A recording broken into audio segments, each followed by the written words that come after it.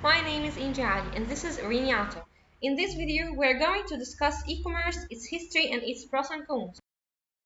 E-commerce is known as electronic commerce or internet commerce, refers to the buying and selling of goods or services using the internet and the transfer of money and data to execute these transactions.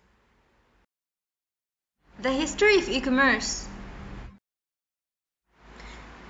E-commerce begins with the first ever online sale. On the August 11, 1994, when a man sold a CD by the band Sting to his friend through his website Netsmarket, it's an American retail platform. Since then, e-commerce has evolved to make products easier to discover and purchase through online retailers and marketplaces.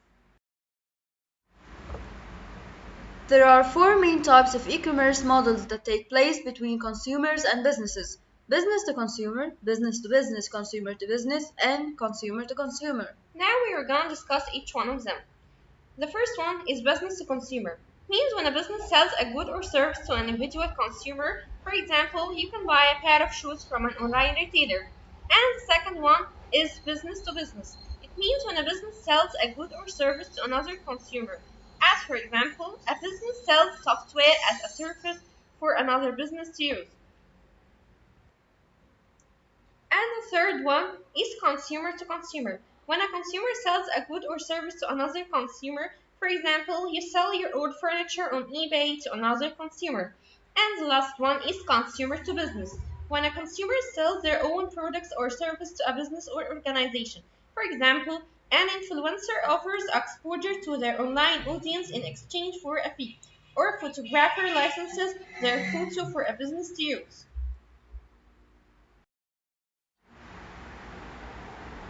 E-commerce can take on a variety of forms involving different transactional relationships between businesses and consumers, as well as different objects being exchanged as part of these transactions. Examples of e-commerce: retail, wholesale, dropshipping, crowdfunding, subscription, physical products, digital products, and services.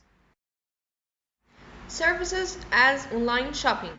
As you know, Amazon was one of the first e-commerce sites in the US to start selling products online, and thousands of businesses have followed since. Furthermore, the convenience, safety, and enjoyable user experience of e-commerce have improved exponentially since the inception of online shopping. In March 2020, global retail website traffic hit 14.3 billion visits, signifying an unprecedented growth of e-commerce during the lockdown of 2020. In the US, as many as 29% of surveyed shoppers state that they will never go back to shopping in person again. And in the UK, 43% of consumers state that they expect to keep on shopping the same way even after the lockdown is over. These two graphs prove the previous examples. The first one is a share of e-commerce in total retail sales United Kingdom and United States from 2018 to 2020, and the second one shows the retail turnover year-on-year change on July 2019 to 2020. Advantages of e-commerce to society.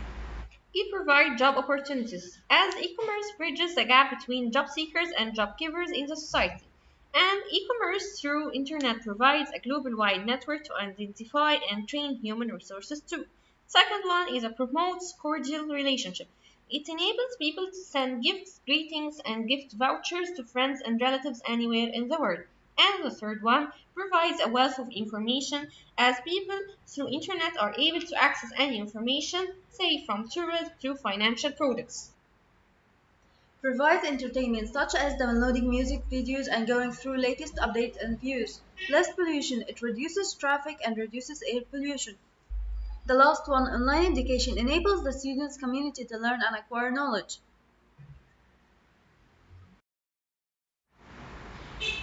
Disadvantages of e-commerce. Its functionality is fully dependent on internet connection, and the world is still at a stage where several places do not have this facility. One of the most important disadvantages of e-commerce can be a lack of reliability and security because of poor implementation.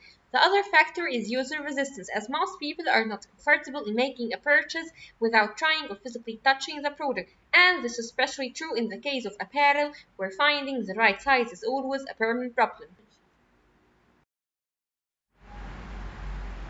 Exams, security, site crash, no possibility of tried and tested products. Late delivery, and some products are difficult to buy online.